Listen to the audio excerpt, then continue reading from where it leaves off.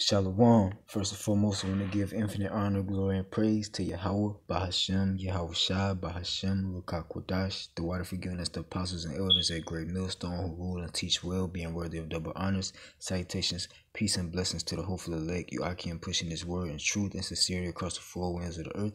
Shalom to the believers. It's your brother Christ out from GMS, Mississippi, Gulf Coast, House of Judah, coming back with another quick article, quick lesson. Adawan Ratazar, Lord willing, it be edifying and straight to the point. It's titled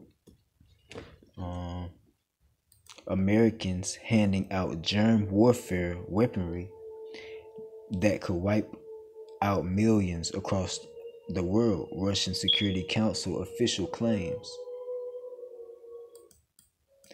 It says the U.S. is becoming a major exporter of deadly biological weapons to nations across the globe. A member of Russian Security Council has argued, warning of the potential for a colossal body count if they are ever actually used. Yuri Averyanov, the secretary deputy of the country's Russia's national defense body, said lethal and dangerous microorganisms could potentially be released into the environment, allegedly by mistake. He added that such an attack, if used against Russia, would lead to a massive destruction of the civilian population within the country and the neighboring states. He said that these programs weaponize viruses and other pathogens primarily for military purposes. And this is who's behind these biological weapons, none other than Esau Edom, Wicked E, the so-called white man. Because in Genesis 27 and verse 40, Isaac blessed Esau with the sword and said that he shall live by the sword, and the modern day sword is the gun, along with the biological weapons, any type of weapon that Esau Edom uses, whether it's medically, with his witchcraft, his media, the news, all the way up to missiles, thermonuclear missiles. But all of these are his blessing. So it's no surprise that he's developing all these weapons and giving them to the other nations. And because Revelation 18 talks about that, how Esau would make the other nations drunk with his wine. Right here, Revelation 18 and verse 2, it says, "And he cried mightily with a strong voice, saying, Babylon the great is fallen, and is become the habitation of devils, and the hold of every foul spirit, and a cage of every unclean and hateful bird." And who is Babylon? This place, America.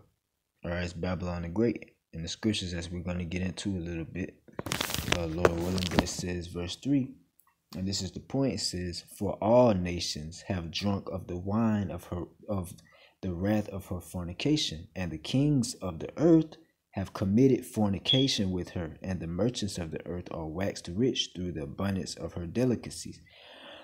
It says, all nations have drunk of the wine. And what's that wine? That wine is fornication. And fornication is a metaphor for the worship of idols, spiritual adultery, as it says in Jeremiah chapter 6 and verse 2. It says, I have, because this place where it's talking about, it says these other nations have drunk the wine of the wrath of her fornication. And who's that her? It's talking about Babylon the Great. And we know that her is talking about Babylon the Great, which is a whore. It's likened, Babylon the Great is likened to a great whore, because Jeremiah 6 and 2, it says, I have likened the daughter of Zion to a comely and delicate woman. And Zion is another name for Jerusalem. Your Israelites, so-called Negroes, Latinos, Native Americans, Seminole Indians. But it's like it. But okay, so Isaiah chapter 40 In verse 1, it says, comfort ye, my people, saith your power. Verse 2, speak ye comfortably to Jerusalem and cry unto her. Cry unto her. It says that her warfare is accomplished, that her iniquity is pardoned, for she hath received of the Lord's hand double for all her sins. So Babylon is likened to a woman, just as Zion is likened to a woman of the Lord's people that are comely. But Babylon is a whore. She's not comely. As it says in Revelation 17, starting at verse 1, it says, and there came one of the 7 angels which had the 7 vials, and talked with me, saying unto me, come hither, I will shew unto thee the judgment of the great whore that sitteth among many waters. And that's talking about America. Sitteth on many waters. All right. You know, it's connected to it's surrounded by different waters and different nations. That word waters goes into nations as well. Verse 2, it says, with whom the kings of the earth hath committed fornication, and the inhabitants of the earth have been made drunk with the wine of her fornication. And again, that word fornication is spiritual adultery. So let's get Psalms 37 and 35. It says, I have seen the wicked in great power, and spreading himself like a green bay tree. And that wicked is talking about Esau Edom, which the headquarters of Esau Edom is America, because there are more Edomites here in America than anywhere else on the earth. And they spread themselves not only with their philosophies, their false idols and false religion, but also with their military, because America has over 800 military bases in all over the world, in all different nations and countries, right? So getting back into the article real quick, I'm gonna read paragraph, this one right here. It says, last month the Secretary of the Security Council, Nikola Patrushev, also warned about research facilities near the border of Russia and China, suggesting that they could be used as part of a concerted biological warfare effort against the two nations. These are research centers where Americans help local scientists develop new ways to combat dangerous diseases. It says, he said, but it claimed that the authorities in the countries where these centers are located have no real idea what is happening within their walls. And it goes on to say that, you know, these potential use of biological and toxin-based weapons as repugnant to the conscience of mankind. And repugnant means, like, you know, unacceptable or just disgusting. But so I'm gonna get Job, because it says that, you know, Americans in these research facilities are trying to help local scientists in Russia develop and combat dangerous diseases. But he said the authorities in those countries have no idea of what's going on within their walls. So I'm going to get this precept, Job chapter 13 and 4. It says, but ye are forgers of lies. Ye are all physicians of no value. And that's talking about Esau Edom. As you read Job chapter 11, it tells you that he's talking about the wicked, you know, which is Esau Edom again. And it says they are forgers of lies. They are physicians of no value. Physician, that word physician means healer, to cure, to make healthy, you know. And another precept, Sirach chapter 12, aka Ecclesiasticus chapter 12, in verse 16, it says, an enemy speaketh sweetly with his lips. It says, an enemy speaketh sweetly with his lips, but in his heart he imagineth how to overthrow thee, and how to throw thee into a pit. in his heart, and which means in his mind, he imagineth how to throw thee into a pit. It says he will weep with his eyes, but if he find opportunity, he will not be satisfied with blood. Verse 17. And if an adversity come upon thee, and in this case, the adversity is this so-called virus, which they're saying is a biological weapon. As it says right here in this blue part, it says the CV-19 didn't originate naturally, but is actually a bioweapon.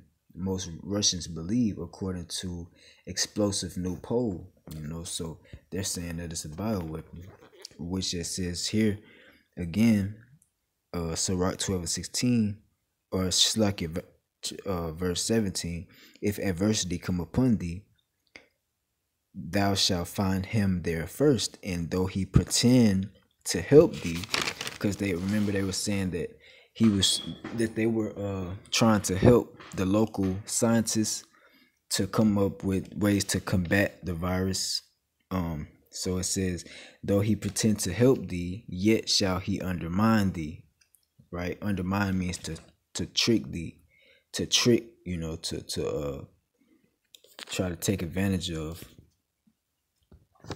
And let's get back into the article real quick. Not trying to make this entirely too long. I'm gonna wrap it up. It says the last paragraph. Select it. Hold on. Let me see. I'm not even gonna read the last paragraph, but these precepts are gonna go with the paragraphs we just read.